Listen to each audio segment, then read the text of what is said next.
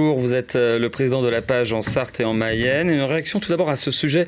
On voit que les AVS, ces postes de l'éducation nationale, sont très utiles pour les jeunes enfants qui souffrent de handicap.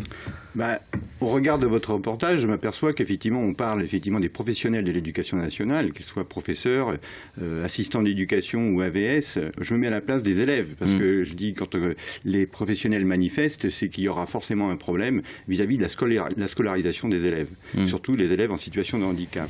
La difficulté vient du fait que les AVS, quelque part, n'ont pas d'emploi pérenne. Et nous, à la page, nous militons pour qu'effectivement ces emplois soient pérennisés, puisqu'on va capitaliser quelque part les compétences qu'ils vont acquérir auprès d'enfants quelque part en situation de handicap. Alors votre association tient son congrès national au Mans. Il a débuté hier, il s'achève demain. Au cœur des réflexions, il y a notamment l'inclusion, ou comment faire en fait que la société s'adapte au handicap et pas que la personne handicapée s'adapte à la société. Est-ce que c'est pas un peu illusoire quand on sait que la simple accessibilité, l'objectif accessibilité 2015, sera peut-être pas rempli? Alors, illusoire, je dirais certainement pas. C'est pas une utopie. L'utopie, quelque part, c'est pas l'irréalisable, c'est l'irréalisé. Donc, quelque part, nous souhaitons ne pas nous mettre de frein. Je pense que sur le plan financier, il y aura toujours effectivement des limites. Mais notre objectif, c'est quelque part, on est basé sur tout type de handicap. Et jusqu'à présent, quelque part, quand on parle effectivement d'inclusion, on se restreint à un handicap physique. Nous sommes aussi quelque part sensibles au handicap sensoriel, la déficience visuelle, la déficience auditive, la déficience mentale. Quelque part, c'est des handicaps qu'on ne voit pas de loin.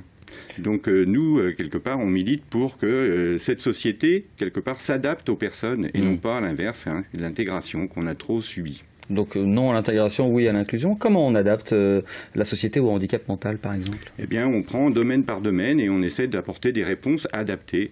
Ce qu'on sait, au final, c'est que toute avancée dans ce domaine au service des personnes en situation de handicap rend service à l'ensemble de la société. D'autant que nous militons pour les handicapés, mais quelque part, avec l'évolution de la société et le vieillissement de la population, tôt ou tard, tout individu sera confronté à une perte d'autonomie. Nous préférons... Donc les problématiques se rejoignent. Est-ce que vous avez par exemple un exemple concret ? Eh bien, ne serait-ce que, quelque part, le mobilier, quelque part, l'immobilier, on a beaucoup fait, effectivement, et la loi de 2015 a beaucoup apporté, même si on sait qu'effectivement, l'échéance ne sera trop courte pour faire tout le travail. Mais sur l'accessibilité. L'accessibilité des locaux. Et quelque part, une fois qu'on a travaillé sur l'accessibilité des locaux, il faut aussi travailler en amont, parce qu'il faut arriver au logement. D'accord, donc c'est tous les cheminements pour y arriver. Éviter toutes les ruptures. C'est le principe de base. Une dernière question. Demain, jeudi, la ministre chargée des personnes handicapées, Marie-Arlette Carlotti, vient à votre congrès pour signer une convention avec l'éducation nationale. En quelques mots, expliquez-nous le principe. Les bénévoles de la page seront un peu les parrains d'enseignants qui seront confrontés au handicap dans leur classe, c'est ça?